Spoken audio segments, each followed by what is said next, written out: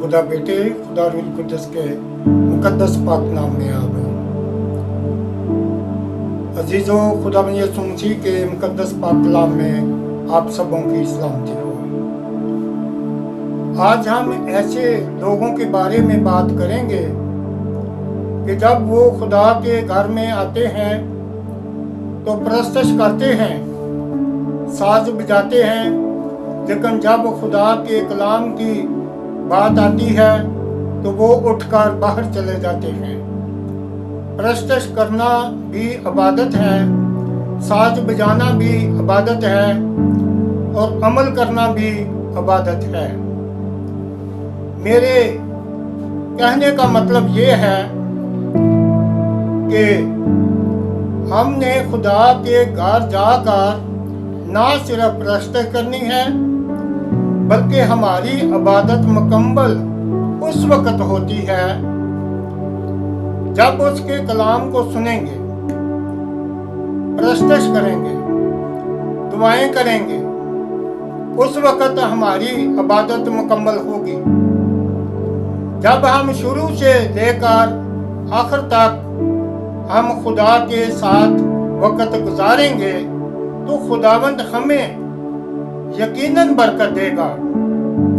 हो सकता है हम सारी इबादत गुजार दें तो खुदावंद ने हमारे लिए आखिरी लम्हे में बरकत रखी हो। आए हम खुदावंद के कलामे पाक में से हिजकिय्येल नबी की मार्फत लिखा गया खुदा का कलाम, उसका 33वां बाब और उसकी 31वीं आयत से लेकर 31वीं आयत से लेकर 32 आयत तक पढ़ेंगे कि खुदा का जिंदगी बख्श पाक कलाम हमें क्या फरमाता है। वो उम्मत की तरह तेरे पास आते और मेरे लोगों की मानद तेरे आगे बैठते और तेरी बातें सुनते हैं लेकिन उन पर अमल नहीं करते, क्योंकि वो अपने मुंह से तो बहुत मोहब्बत ज़ाहिर करते हैं पर उनका दिल लालच पर दौड़ता है। और देख, तू उनके लिए नहायत मरगूब सुरोदी की मानद है जो खुश खलहान और माहिर साज बजाने वाला हो, क्योंकि वो तेरी बातें सुनते हैं लेकिन उन पर अमल नहीं करते।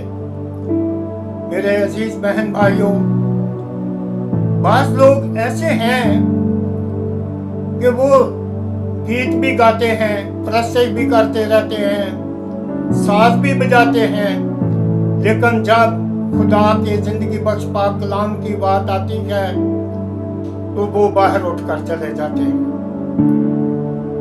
इस तरीका से हमें खुदा की बरकत हासिल नहीं होती,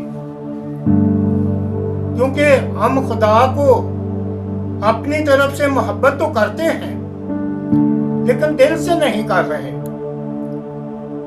हम उसका कलाम जिंदगी बख्श सुन तो रहे हैं लेकिन दिल से नहीं कबूल कर रहे और सुनकर फिर उस पर अमल भी नहीं कर रहे। ऐसा हरगिज नहीं होना चाहिए। जब आप खुदा के जिंदगी बख्श पाक कलाम के लिए खुदा के घर में जाते हैं तो संजीदगी से उस वक्त तक जब तक खुदा का खादम आपको कलामे मुकद्दस की तिलावत सुना कर उसका तर्जमा आपको नहीं सुनाता, उस वक्त तक हरगिज ना आया करें। आखिरी दुआ जब होती है, आखिरी कलमा बरकत लेकर आया करें, फिर खुदा हमें बरकत देगा। आए, कुछ लोग ऐसे भी हैं जो परस्तश के टाइम नहीं आते, उस वक्त पहुंचते हैं खुदा के घर में कि वो कहते हैं जब कलाम होगा उस वक्त हम चले जाएंगे, कोई बात नहीं, ऐसा भी नहीं होना चाहिए। खुदा के घर जब जाएं तो पूरी उसकी बरकत हासिल करें, शुरू से लेकर आखिर तक कोशिश किया करें और खुदा के जिंदगी बख्श पाक कलाम को सुनकर उस पर अमल भी किया करें। इसी तरह हमारे खुदावंद यीशु मसीह ने भी हमें एक कलाम मुकद्दस में से रेफरेंस दिया है और तालीम दी है। कुछ यीशु मसीह ने हमें ये तालीम दी है कि मेरा कलाम जो सुनता है और उस पर अमल नहीं करता, वो किसकी मानद है? वो उसकी मानद है जिसका घर रेत के किनारे पर बना है। आए हम देखते हैं खुदा के जिंदगी बख्श पाक कलाम में से मुकद्दस मत्ती रसूल की इंजील, उसका 7 बाब और 26-27वीं आयत मुकद्दसा।